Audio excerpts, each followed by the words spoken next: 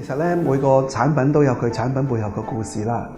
咁其實最重要咧，我自己個名叫家興啦。咁我亦都希望我自己嘅工作或者我個產品可以帶到每個家庭有家和萬事興嘅象。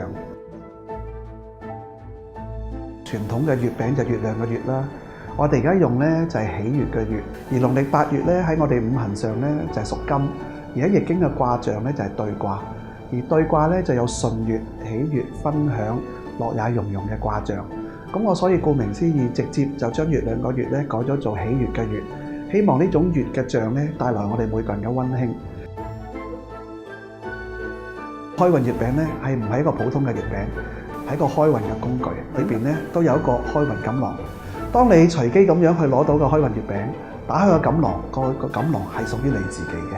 只要你跟住錦囊一啲指示，就可以做到秋季咧呢90日裏邊咧做到開運嘅效果噶啦。但係重點唔係咁簡單，係開運月餅整個 package， 只要你攞到手，因為佢一個開運嘅卦象，咁整個2018戊戌年嘅下半年6個月咧嘅運勢都俾你提升咗噶啦。點解要揀今年推出呢？亦都有佢時間上嘅意義。因為今年我哋嘅直連卦、集雷隨卦啦，係人事嗰個相處上咧係比較困難，係會幾影響咧家庭倫常嘅相處嘅。尤其是喺我哋今年節氣8月之後嘅9、10、11、12，我哋咧喺每個家庭嘅感情上咧都可能會感受到啲壓力啦，同埋喺感情上有啲挑戰。我好希望喺我哋農曆8月推出呢個開運月餅，令到呢種離卦吉祥、包容、體諒、順悅、安寧嘅卦象咧，入到我哋每個家庭。亦都希望社會大眾喺食月餅嘅情況下，都學到易經嘅智慧。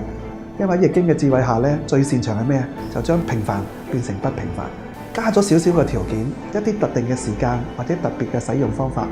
其實只好簡單幾個動作，就可以將一個普通嘅月餅變成一個特別嘅開運月餅。好希望喺我哋就算遇到惡劣嘅環境都好，透過有吉祥力量嘅開運月餅咧，可以令到我哋得到和諧啦、溫馨同埋安全感，快快樂樂，愛心傳萬家。